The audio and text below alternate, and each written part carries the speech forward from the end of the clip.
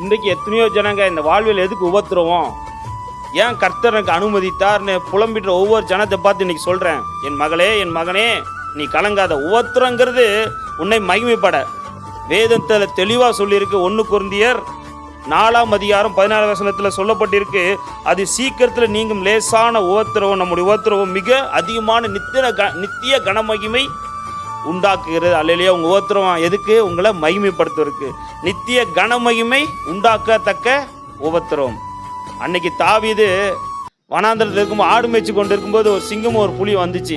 நம்ம வீட்டில் நம்ம தெருவில் நடக்கும்போது ஒரு சாதாரண நாய் வந்து என்ன ஆகும், இருக்கிறதெல்லாம் விட்டுட்டு துண்டை காணும் துணியை காணும் ஒரே ஓட்டம் ஓடி போயிடுவோம். அன்னைக்கு அவ்வளோ பெரிய உபத்திரம் தாவீதை பார்த்து வந்துச்சு. கரடியும் சிங்கமும் வந்து அவனோட ஆட்டை பிடிச்சு ஓடி போயிடுச்சு.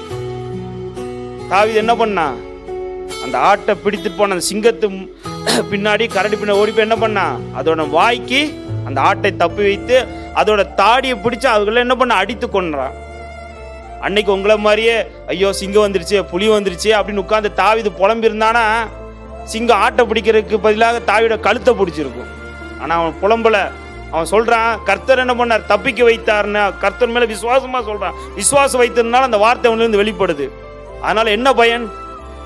அன்னைக்கு சிங்கத்தையும் கரடியும் கொண்ட தாவீது இன்னைக்கு கோலியாத்தை முறியடிச்சு என்ன பண்ணா, இஸ்ரவேல் ஜன நிந்தனை நீக்கி அவன் பெரிய ராஜாவை மாற்றினான். அல்லேலூயா. வேதத்தில் சொல்லப்பட்ட உன்னோட உபத்திரவம் எதுக்கு? உன்னை நித்திய கனமகிமை தருவதற்காக. இன்றைய அன்பு சகோதர அந்த தாவீதோட உபத்திரம் சிங்கமும் கரடியும் போன அந்த உபத்திரம் அவனை ராஜாவா மாற்றினதுக்காக ஒரு ஏதுவாக ஒரு அவனை ஒரு விசுவாசத்துக்கு ஏதுவாக அமைந்தது போல அந்த உபத்திரம் இன்னைக்கு உங்க விசுவாசத்துக்கு ஏதுவாக உந்துவதாக உங்க உபத்திரம் அமையும். சொல்வீங்க, இந்த உபத்திரத்திலிருந்து கர்த்தர் என்ன பண்ணார், என்னை மகிமைப்படுத்தினா சொல்லுவீங்க. அல்லேலூயா. கர்த்தரை விசுவாசிங்க. தேவன் விசுவாசமா சொல்லுங்க. கர்த்தர் உங்களை ஆசீர்வதிப்பார். ஆமென்.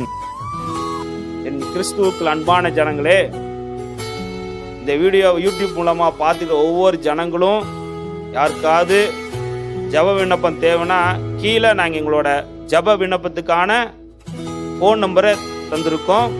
நீங்கள் வாட்ஸ்அப் மூலியமாக எங்களை தொடர்பு கொள்ளுங்க, விண்ணப்பத்தை அனுப்புங்க. நான் உங்களுக்காக ஜெபிக்கிறோம். இந்த யூடியூப் சேனலை சப்ஸ்கிரைப் கண்டிப்பாக பண்ணுங்க.